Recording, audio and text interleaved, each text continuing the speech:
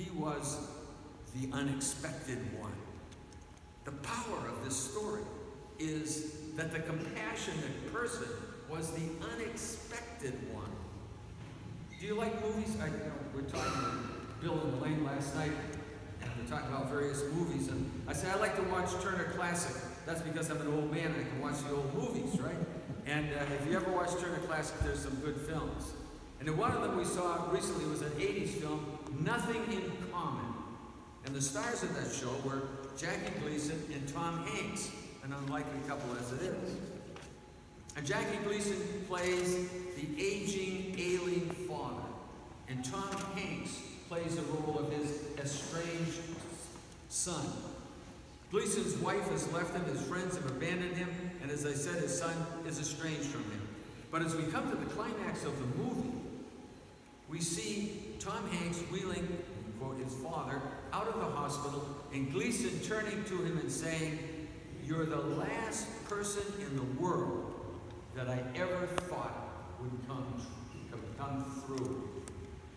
Isn't that true in your life? That sometimes when you are in distress or down, you expect somebody to be there and that person didn't come there? And there's somebody else that you never thought would be there, the unexpected one. We are called upon to be, if you will, that unexpected one, the one who comes along to help in time of trouble. It is a call that each and every one of us is asked to make. It's an important thing to think of that Samaritan and what he did. I love the words of Pope Francis, who said, "We are all artisans for the common good, no matter what we do." And it was Martin Luther King Jr. who summed it up so well, who said that the most urgent call, the most urgent question that we hear is, what are you doing for others? And today that is the call for us. What are we going to do for others? Well, let's continue with Dr. Luke and move towards the end of his gospel. And in the 24th chapter, we have another story, another road story, where God awakens somebody else on this road story. It's the road to Emmaus. Remember, the crucifixion has taken place. And now the disciples have fled. And two of them, it says in this story, Cleopas and an unnamed disciple, are going down the road towards Emmaus. They are broken. They're brokenhearted. They're distressed. They're disturbed. They feel a sense of hopelessness. They have run out of hope. And then by chance, a stranger joins them. It's the Lord. But it says in the scripture, God prevented them from knowing who it was. And as they walked along, they got closer to Emmaus. And when as they came there, they said to the stranger, "Would you join us for dinner?" Look who's coming for dinner tonight. And when they sat down, Luke has a phrase, their eyes were open. It's another way that he says that we have a wake-up call from God.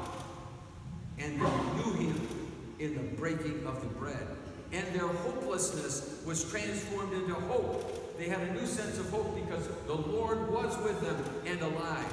And that's true for us, just as it was for them. We can believe that when we feel the sense and presence of the Lord with us in our lives. It's a tremendous thing to move from hopelessness to hope. Well, isn't that true in our everyday life?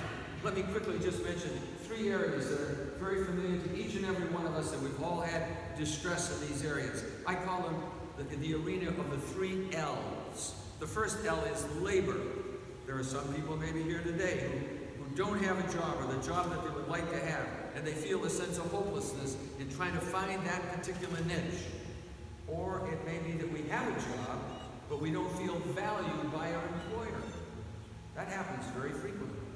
Or maybe it's that our job is meaningless to us, or the money is insufficient. We just heard from the Federal Reserve that in 2000, most people who were working were taking part in 66% of the goods and services and benefits that came, and now it's down to 60% in our day. We know that, don't we? Everything costs more, we get less for what we do. Labor. And then there's the area of love. Each one of us wants somebody that we can love. That's absolutely as important as having somebody love us. There's a young man of 50 years of age back in Seattle who spoke to me in our group, and he said, I feel a sense of hopelessness and loneliness because I can't find a person that I can love and someone who can love me for who I am. That's tough. We have a psychiatrist in our group that is a very great guy, and he said, well, you know, Vic, half of the patients who come to see me because they are not married, and the other half come to see me because they are married. Life is complicated. And the third area is loss. We all have losses in our life. And there's a whole range of losses that we experience. I don't, like my dad, I have very little hair to cut, but I was in a hair barbershop on Friday up in Maine, and she was cutting my hair, and she was telling me her story as she gently cried. Her boyfriend had walked out on her a month ago, and she knew that I was a pastor, and I listened to her. And it's hard. It's hard. Or when someone divorces, or someone dies. Many of us here, I know many of you are good friends of mine. You know who you are, and I know the losses you've suffered, even as I have. It's hard, isn't it? Ruth Lowell's husband died on the cusp of World War II, suddenly, unexpectedly. And Ruth Lowell was a songwriter, and so she sat down, and each of us finds a way to express how we feel in time of loss, and she wrote a song. And that song became the first hit record for a little-known singer at that time by the name of Frank Sinatra. And the song was, I'll Never Smile Again. And so many people in World War II, and I knew some people in this church who suffered that loss. And it's painful. And for all of us, when we have losses, we may feel in our lives, I'll never smile again.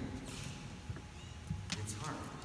John Bowlby, great English psychologist and psychiatrist, tells us that if we are going to move forward, or we are going to find a sense of wholeness, that what we have to do is we have to find ourselves.